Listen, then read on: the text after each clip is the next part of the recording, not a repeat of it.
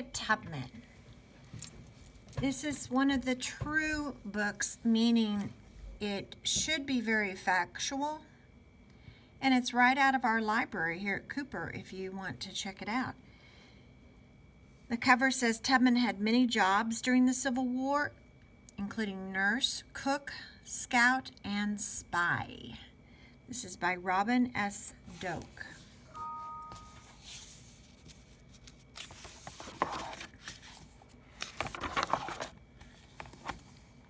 Find the truth.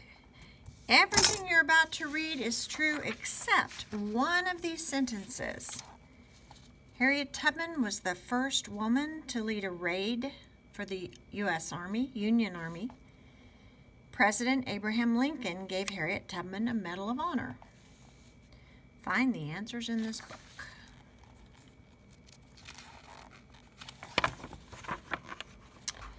Here is a nice photograph of Miss Tubman. Looks very dignified.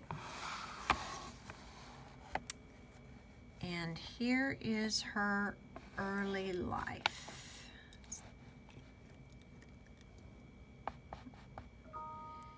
Harriet Tubman was born into a world that placed little value on her as a human being. As a black female slave, Tubman faced a lifetime of slavery, violence, and hard labor. But this small, feisty woman with a quick mind and powerful voice would not accept this as her destiny. During her life, she would fight for her and her family's right to live in freedom. Tubman once said, "There was one of two things I had a right to, liberty or death."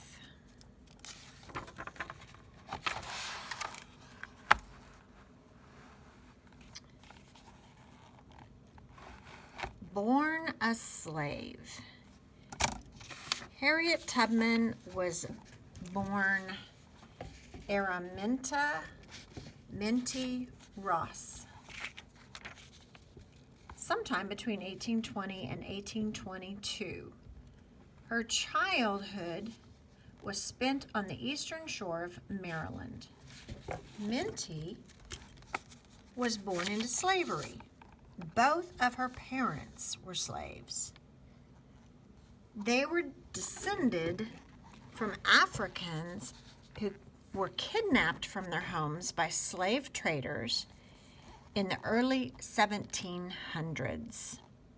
Minty's father was Benjamin or Ben Ross.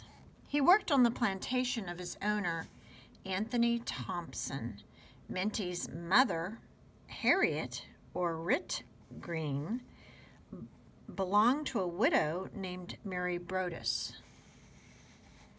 Between 1600 and 1808, nearly 400,000 Africans were enslaved and sent to what would become the United States.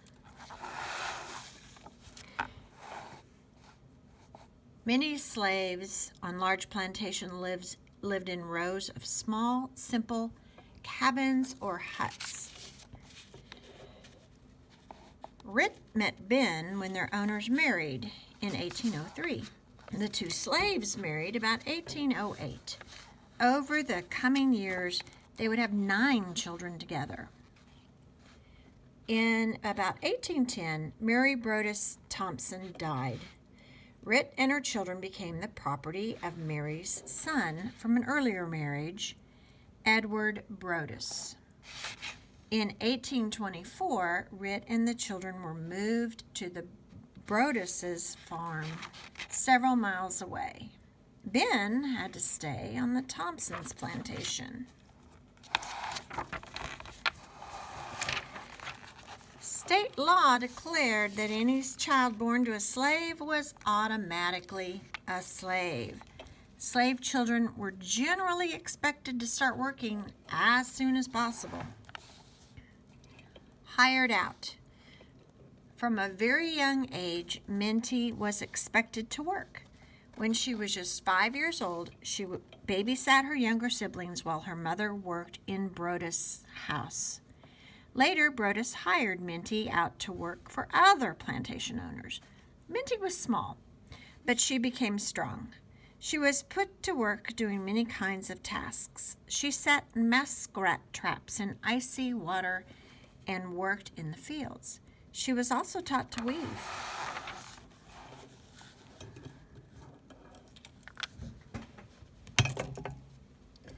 A cruel master could make life miserable for a slave. One mistress whipped Minty so badly that the beating left scars.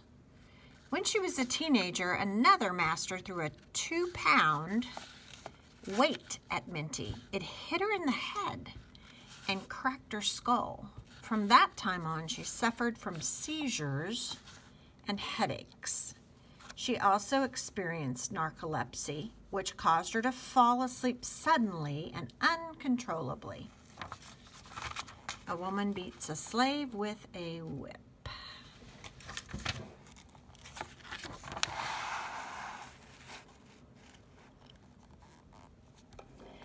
Next thing to hell. Separated from her family for long periods, Minty grew up lonely and afraid.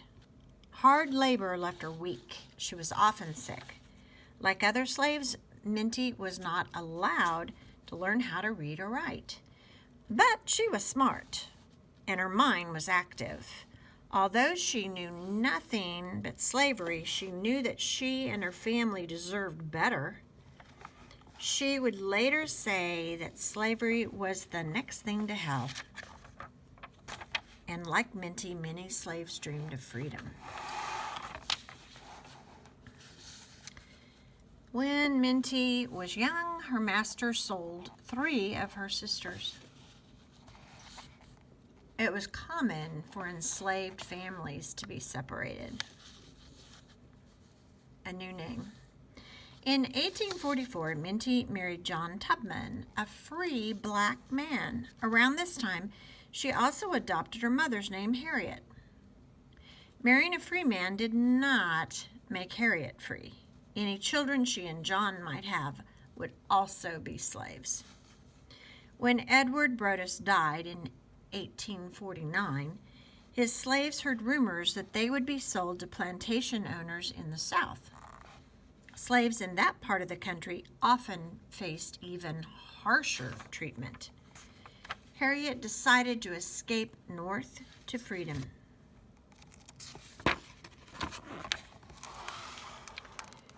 Escapes were risky and dangerous.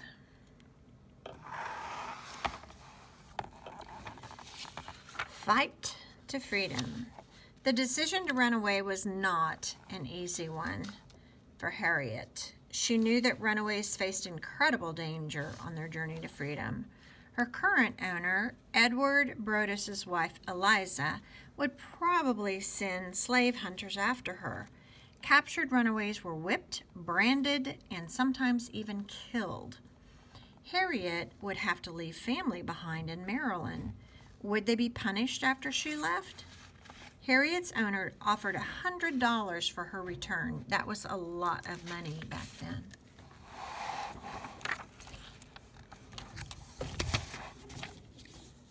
Family members often tried to escape together.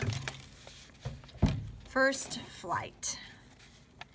In September 1849, 27-year-old Tubman and 2 of her younger brothers, Ben Jr. and Harry, fled north from Maryland. Harriet had asked John Tubman to come with her, but her free husband did not want to leave Maryland. Soon after starting out, Ben and Harry became frightened. The journey was hard and long, and they didn't believe they could make it. After hiding in the woods for 3 weeks, Ben and Harry decided to turn back. They convinced Harriet to return with them, but she was not ready to give up her dream of freedom. Soon after her return, she ran away again. Her destination was Philadelphia, more than 100 miles to the north. Although she was alone this time, she would have some important help. Slaves faced exhaustion and hunger when they escaped.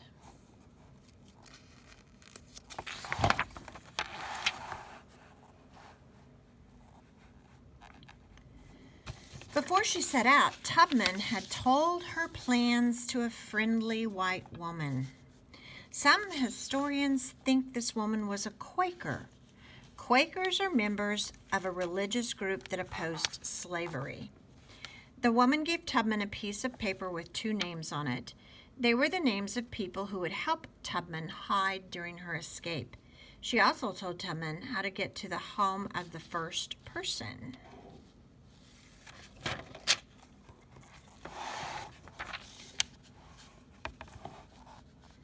The peak years of operation for the Underground Railroad were from 1830 to 1865. The people who helped Tubman were part of a secret organization called the Underground Railroad. The group included Quakers, abolitionists, free African Americans, and others. People called conductors hid runaways during the day and led them to the next station or safe place at night. Conductors and escaping slaves used the North Star as a guide. The North Star is a bright star that remains fixed in the same place at night.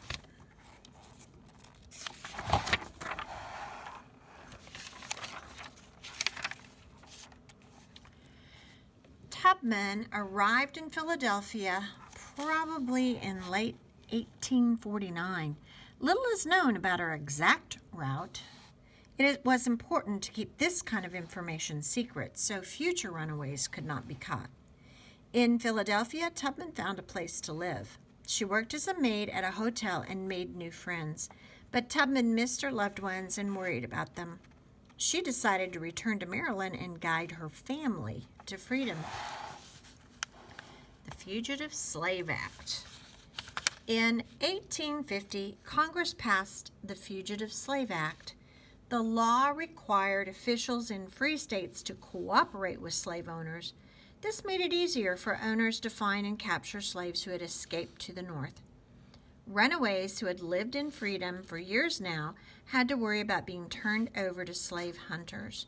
As a result of the cruel law, many black people in the Northeast fled to Canada.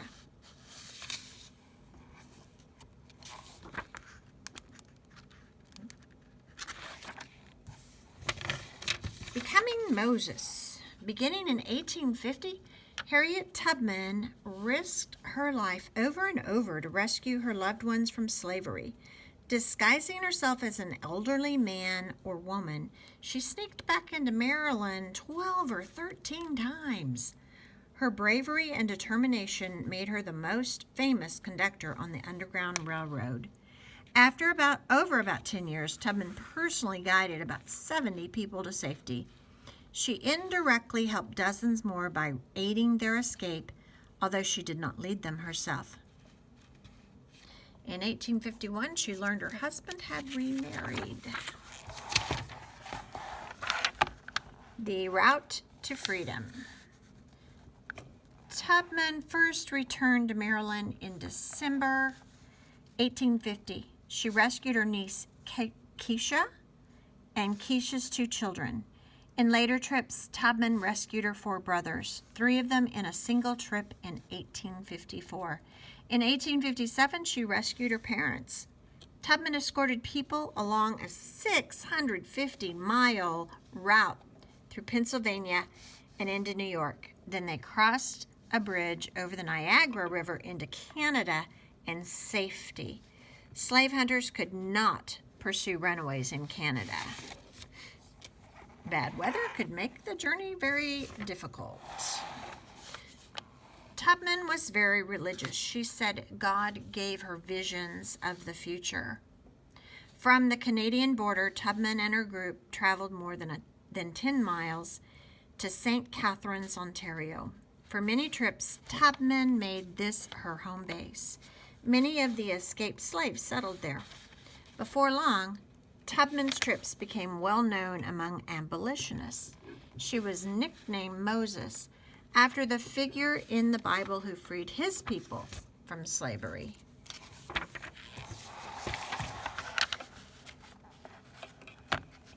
Tubman was a successful conductor. She once said, "I never ran my train off the track, and I never lost a passenger." The keys to Tubman's success were her bravery, determination, and intelligence. She used many different methods to get runaways out of Maryland. These ranged from horses and wagons to boats and even real trains. She used her own money to bribe reluctant helpers and officials.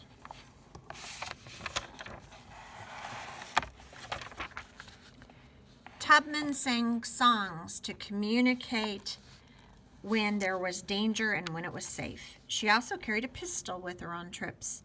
She was ready to use it to avoid being captured or to convince a frightened runaway to keep going.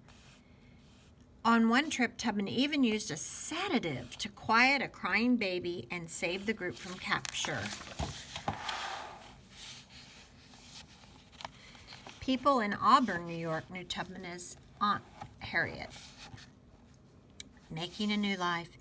In 1859, Tubman settled in Auburn, New York. There she bought a small wood frame home. She and her parents settled into a life of freedom. Tubman made her last journey along the Underground Railroad in 1860. However, she did not slow down. She spoke at abolition meetings, church services, and other gatherings. Although unable to read or write, Tubman spoke beautifully and powerfully. Her speeches moved many people to take action. Saving Charles. One of Tubman's most daring rescues took place while she lived in Auburn. In 1860, escaped slave Charles Now was captured in nearby Troy. Tubman happened to be visiting Troy at the time and decided to help. When officials had Now outside, Tubman grabbed him.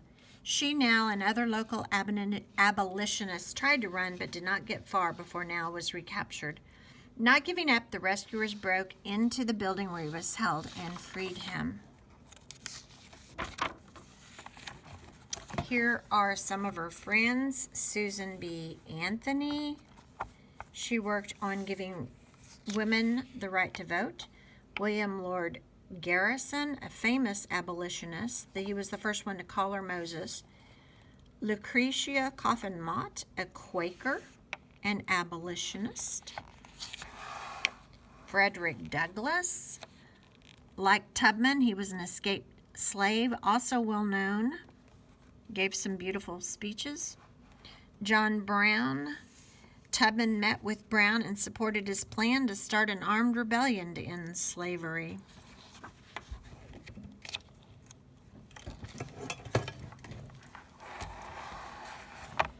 Fighting for freedom. In the early 1860s, the national debate over slavery came to a head. In 1861, war broke out in the United States between the northern free states and the southern slave states. Tubman quickly took action. Throughout the war, she did everything she could to support the North or the Union.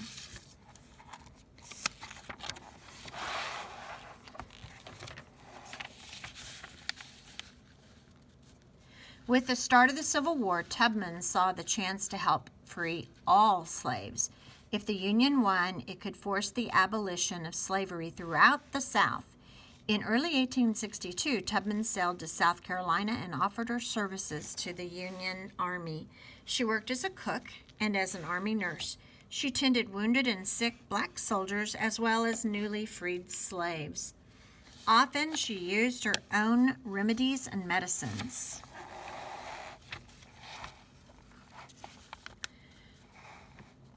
Tubman also found jobs for hundreds of slaves escaping to the Union Army for safety. With money from the government, she set up a wash house in South Carolina. There, former slaves could wash and sew clothes for Union soldiers. Carrying a rifle, Tubman also scouted and spied for the Union. She recruited other former slaves to help her. Together, they risked death to discover and report on the locations of Southern troops.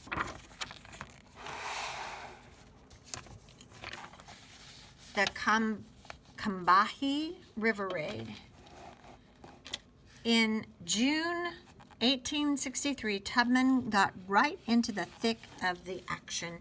She led scouts up the Combahee River in South Carolina. She reported back to Union Colonel James Montgomery on the number of Confederate troops in the area. She also told him the location of underwater mines in the river. With this information, Montgomery and Tubman planned a raid of the area. Tubman was the first woman to plan and lead an armed raid for the Union. Well, that answers our first question of which of those statements was true. The small raiding party sailed 3 gunboats up the river. They attacked the plantations along the shore, taking Confederate supplies and setting some plantations on fire. Thanks to Tubman's information, they avoided the river's mines. The gunboats blew whistles to call to nearby slaves. Hearing them, slaves of all ages fled to the river. They tried to crowd onto the ships, desperate to escape. To keep them calm, Tubman sang. The raid freed more than 700 slaves. The Civil War ended in 1865. The North had won, and slavery in the United States ended forever. Tubman returned to her home in Auburn, New York. However, her last years were overshadowed by poverty. She worried about making enough money to care for her aging parents. Tubman herself was also growing older, and her health was beginning to fail. Yet Tubman continued to fight for causes she believed in. Oh, she was injured when a conductor forced her off a train. Yikes. Tubman devoted the rest of her life to supporting the many family members who lived with her. She set up a small brick-making business in her backyard. In 1869, a biography about Tubman increased her fame. Sales of the book helped her repay some of her debts. In the 1880s and 1890s, Tubman began traveling again.